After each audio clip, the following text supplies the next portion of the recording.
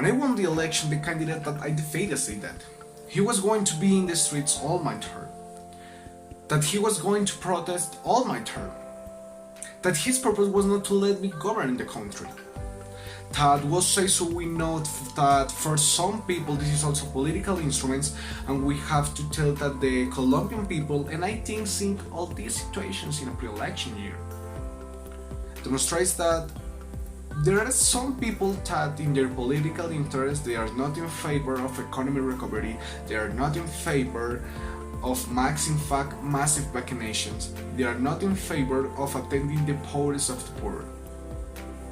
Because if those things happen and the weekends there, especially the Colombian economy is projected to grow above 5%, whose interest can be against the interest of those who want to capitalize the chaos, who wins if there is a delay in a vaccination program too, who want to build their political ambitions through chaos, who could be interested in generating a massive healthcare crisis deriving a spike of new cases that have been triggered by new conglomerates of people too, who want to grow their political ambitions through chaos.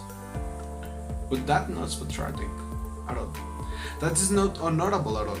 So I think it's very important that the Colombians know that because we are thinking about the benefits of all society, someone who wants to build their ascent to power through chaos, despair, frustration, that is not the kind of president Colombia needs in 2020.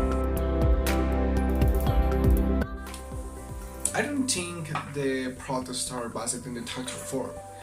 If we may look at how things have been evolving, the national strike was called even before we presented the bill before Congress. The agenda of the promoters of the strike was not dependent on the tax reform. Now the times we live were fake news and misinformations most as a faster pace than a reasonability that tax reform was misinformed, and it was used by some people to infer the sentiments in the streets. What the reform aimed to do was to provide cash transfer to the 50% of Colombian population.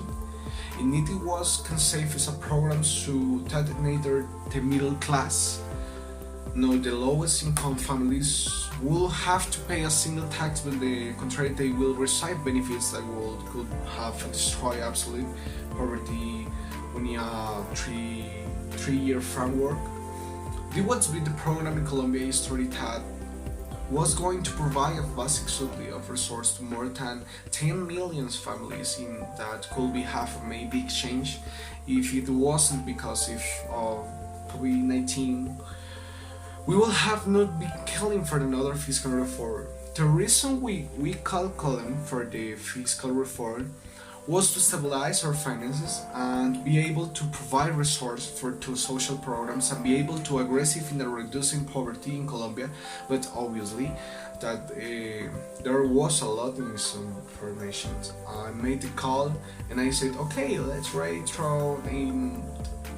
try to build a proposal to protect the social safety net, because we cannot lose the program to program how they maintain and not to maintain at least until the end of next year, so that we can be navigate throughout the storm of the pandemic and maybe the post-pandemic by providing resources for the people that more suffer.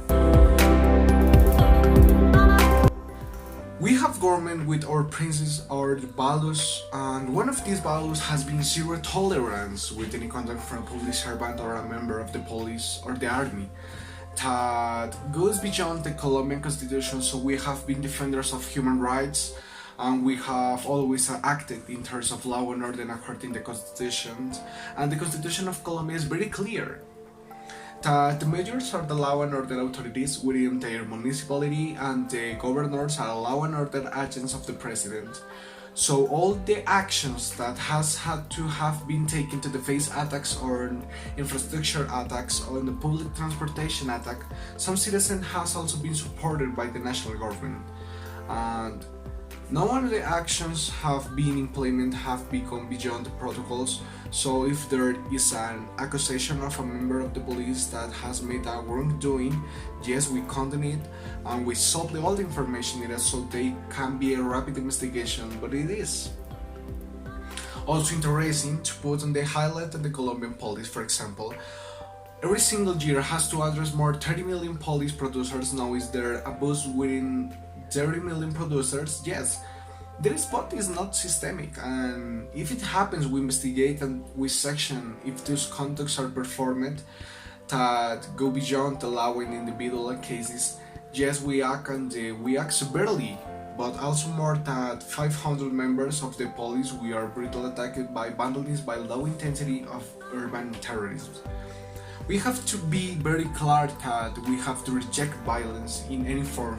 No, we're standing where it comes from, especially because we know that some of those conducts and riots and events of violence are driving to generate brutal confirmation to delegitimize the work of the police. People that have acted with violence, the Attorney General in Colombia has already demonstrated the linkage between these groups with armed groups like dissidents of ELN, you name it, but also the way that fake news has been deployed around the world in social media. You clearly can see the influence of foreign governments that want to destabilize Colombia. There is no doubt, I believe, what President Moreno thought, because his intelligence was clearly saying we have seen criminal groups that have engaged with the Maduro regime. And also we know that Maduro and the crimes have always located at Colombia has the jewel to be conquered, and that's why they want to make an influence in the election for 2022. That's why they want to be resourced. That's why they want to provide support to candidates that have a vision that is shared with them.